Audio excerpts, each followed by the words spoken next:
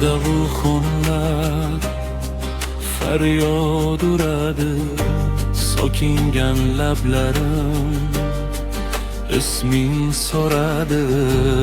Ishimda bo'ronlar tinmaydi hayot, tilimning uchida ko'cha bir hayot.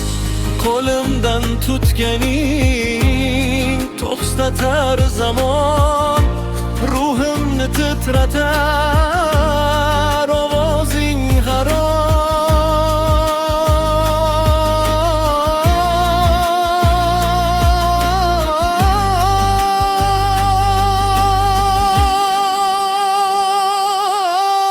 Ah, ko'shki bilsang edi ko'ngil zorimni, ko'rsang ichimdagi ishqolovimni. Senda ham bormidir bu cho'q, bu og'riq, yo'sa taqdirimiz, vaslimiz aniq.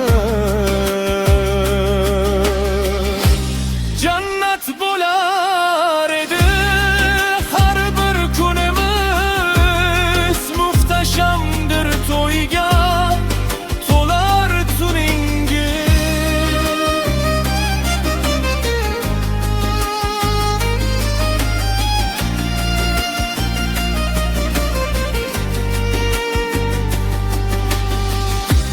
Tilga ham kelmagan ne sirlar pinhon majnun qilar meni.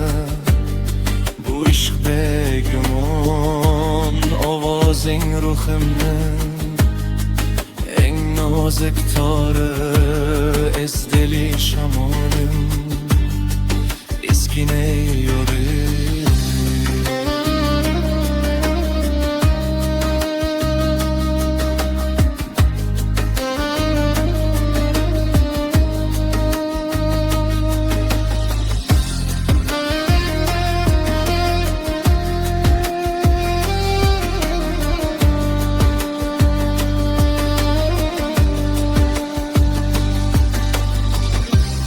İki jahon aro osilib qoldim seni o'zim uchun muqaddas bildim. Agar bu yonishlar senda ham bo'lsa, yonsin bu dunyolar, ishq agar to'lsa.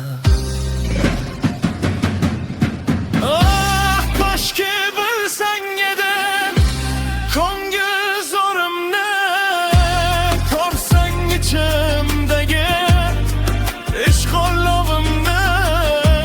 Senda ham bormidir bu cho'q, bu og'riq, yo'sa taqdirimiz, vaslimiz aniq.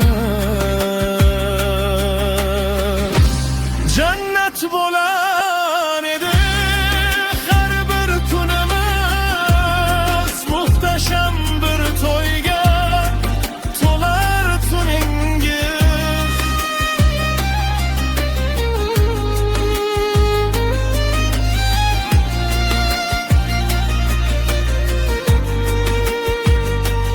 Ko'shki bilsang edi